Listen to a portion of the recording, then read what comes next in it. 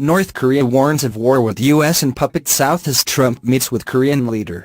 North Korea has warned of dire, destructive consequences to the increased collaboration between its southern rival and the U.S., which received South Korea's recently elected leader Thursday in hopes of aligning the two nations' efforts to dismantle Pyongyang's nuclear weapons and missile program.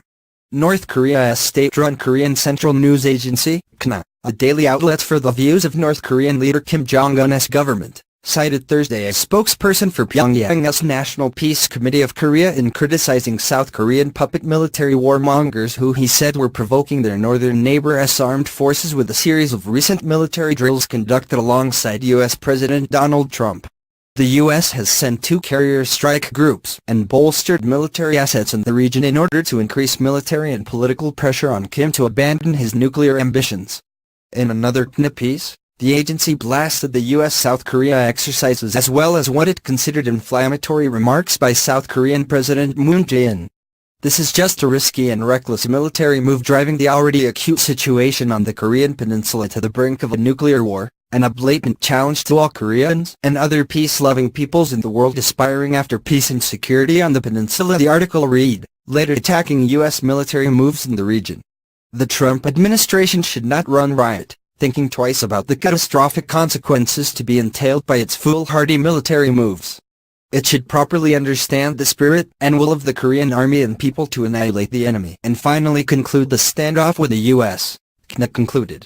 North Korea regularly asserts its right to possess nuclear weapons and develop intercontinental ballistic missiles (ICBM), arguing that these military assets are necessary to prevent foreign powers like the U.S. from invading and overthrowing Kim's administration. The militarized state's pursuit of these technologies, however, has led the U.S. and even sympathetic nations such as China and Russia to support UN Security Council sanctions against North Korea.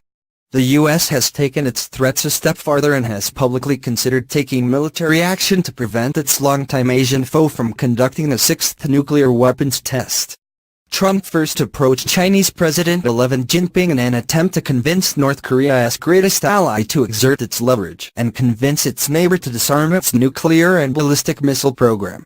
While Trump has acknowledged China's efforts, following the death of U.S. student Otto Warmbier shortly after his release from North Korean prison, the president said last week that it had not worked out.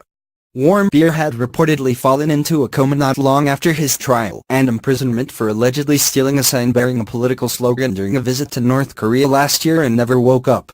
A senior White House official said Wednesday that China had fallen far short of expectations in dealing with North Korea.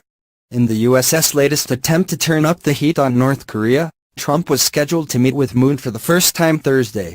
Moon, who was elected last month after his predecessor was arrested in a corruption scandal, distanced himself from the conservative views of the former South Korean administration, but he has recently embraced a more militant stance toward North Korea, with which his country has technically remained at war since the 1950s.